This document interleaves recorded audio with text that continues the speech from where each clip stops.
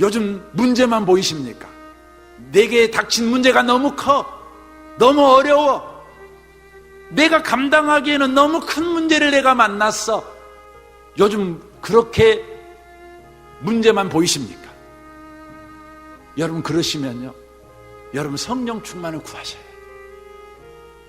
그리하여 하나님이 주신 기회를요 보고 듣고 생각나는 삶을 저와 여러분이 체험해야 되는 겁니다. 바울 사도는 문제 많은 고린도 교회가 문제 때문에 아우성치고 있을 때 그들에게 성경 에베소서를 보냅니다.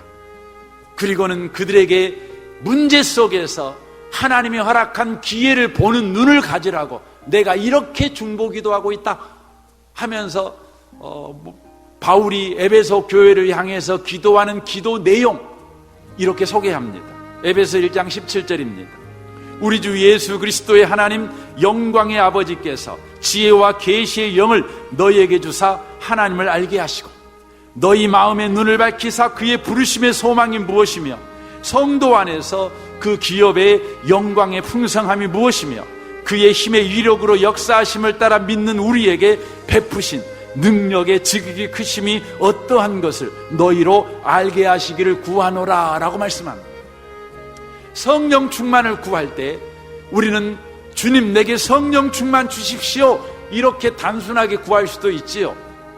하지만 우리는 에베소 17장에 바울이 구하는 성령 충만의 구체적인 내용을 가지고 구할 필요가 있다는 것입니다.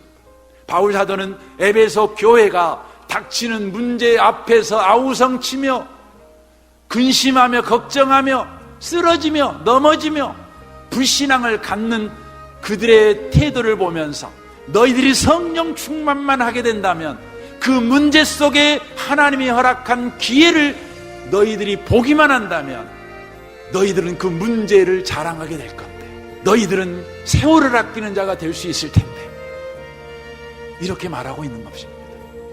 성령 충만하면요 어떤 상황, 어떤 현실, 어떤 조건, 어떤 문제에서도 하나님이 주시는 기회를 보고 듣고 참여하는 증인의 삶을 살아갈 수 있습니다.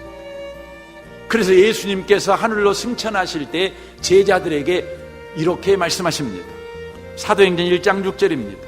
그들이 모였을 때 예수께 여쭈어 이르되 주께서 이스라엘 나라를 회복하심이 이때니까 하니 이르시되 때와 시기는 아버지께서 자기의 고난에 두셨으니 너희가 알 바 아니요 오직 성령이 너희에게 임하시면 너희가 권능을 받고 예루살렘과 온 유대와 사마리아와 땅끝까지 이르러 내 증인이 되리라 하시니라 라고 말씀합니다. 당시의 제자들은 로마의 지배 아래서 식민지 시민으로 살고 있었습니다. 얼마나 삶이 어렵겠습니까? 얼마나 힘들겠습니까? 그러므로 예수님을 향한 간절한 기대와 소망은 로마의 속국에서 해방되는 자유 이스라엘이 되는 것입니다. 해방된 이스라엘이 되는 겁니다. 문제가 해결되는 이스라엘이 되는 겁니다. 그래서 예수님께 말하는 거지요. 예수님, 해방된 이스라엘, 자유의 시민이 언제 되는 겁니까? 이 문제에서 언제 내가 벗어날 수 있는 것입니까? 주님이 말씀합니다. 문제에서 벗어나는 것에 대해 관심 갖지 말아라. 오직 성령이 너에게 임하신다면, 네가 예루살렘에 살고 있느냐? 예루살렘에 살 때 수많은 문제를 만나게 될 것이다. 네가 유대에 살고 있느냐? 그러면 수많은 문제를 만나게 될 것이다. 네가 사마리아에 살고 있느냐? 수없이 너를 상처 주고 너를 좌절시키는 문제를 만나게 될 것이다. 네가 땅끝에 살고 있느냐? 그러면 네가 얼마나 무능한 자고, 네가 얼마나 참지 못하는 자고, 네가 얼마나 아무것도 아닌 자라는 것을 아는 문제를 네가 만나게 될 것이다.